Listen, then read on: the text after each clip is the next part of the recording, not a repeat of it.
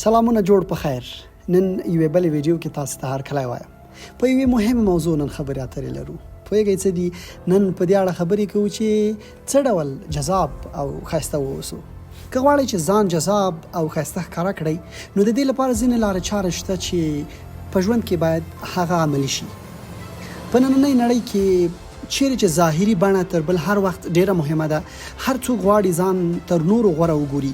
ښایسته ښکارېدل نه یوازې ستاسو باور زیاتوي، بلکې تاسو ته د خپل ځان په اړه ښه احساس درکوي. په هر صورت په نننۍ ویډیو کې ځینو اړینو لارښوونو په وړاندې کولو سره مهمه پوښتنه چې موږ مطرح کوو، څنګه په زړه پورې ښکاره شو؟ دا ده او دې ته موږ ځواب مومو. خپل ځان طبیعي ښکلی وګرځوئ. د جذابیت قانون زده کړئ. د ډیر جذاب ښکاره کېدو لپاره لومړی ګام ستاسو طبیعي ښکلا وړاندې کول دي.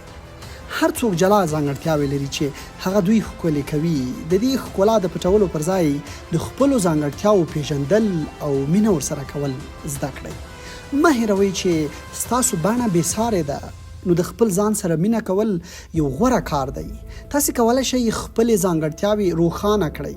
د مثال په توګه که تاسو په زړه پورې سترګې لرئ، هغه میک اپ وکاروئ چې ستاسو د سترګو جذابیت لا پسې ډیروي. پوستکي ته مو پاملرنه ډیره کړئ. د پوستکي پر روغتیا تمرکز وکړئ. روغ او ځلانده پوستکی د هر ډول زړه راښکونې بڼې بنسټ دی. نو د پوستکي متخصص سره مدام مشوره لرئ او د ځان د پوستکي ته پاملرنه معمول چاره وګرځوئ. د پوستکي په پاملرنه کې پاکول، غوړول، رطوبت کول او د سنسکرین کارول شامل دي. همدارنګه د پوستکي رطوبت ساتلو لپاره ډیری صحي او پاکې اوبه وڅښئ. په یاد ولرئ چې څنګه د میک اپ پرته ښکلي ښکارئ. تاسو باید د خپل پوستکي اساسي پاملرنې ته ډیره پاملرنه وکړئ. مناسب جامې وکاروئ. وګورئ چې څه در سره ښایسته ښکاري. جامې ستاسو په جذابیت کې مهم رول لوبوي. د خپل بدن د ډول سره سمې جامې واغوندئ او هغه رنګونه غوره کړئ چې ستاسو د پوټکي ټون بشپړوي.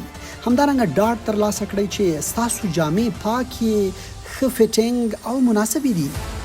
کله چې ټي شرټ، پتلون، جامې، د راحت کالي او داسې نور اخلئ، لومړی د خپل بدن فټ او آرامۍ په اړه فکر وکړئ چې څنګه آرام تاسې ښکارئ او آرام اوسېدلی شئ. باور وکړئ چې هر فیشن ممکن ستاسو ډول او شکل سره مناسب نه وي. د مختلفو او ماډلونو او ډیزاینونو لپاره هڅه کول او اغوستل به مناسب نه وي. که تاسو نوې یا مختلفو ډیزاینونو او موډلونو پسې اخته یاست، غواړئ را پیدا یې کړئ، ممکن هغه ستاسو سره ښه ونه ایسي. د خپل وجود او خپل ځان سره مناسبې جامې پیدا کړئ. خو د ښه لباس په اغوستو کې هم ویره مه کوئ او له خپل ذوق سره سم یو څه واغوندئ او پیدا یې کړئ. که څه هم په دې باندې لګښت راولئ، دا لګښت به ستاسې په ښکلي اوسېدو او جذاب ښکاره کېدو کې مهم رول ولوبوي.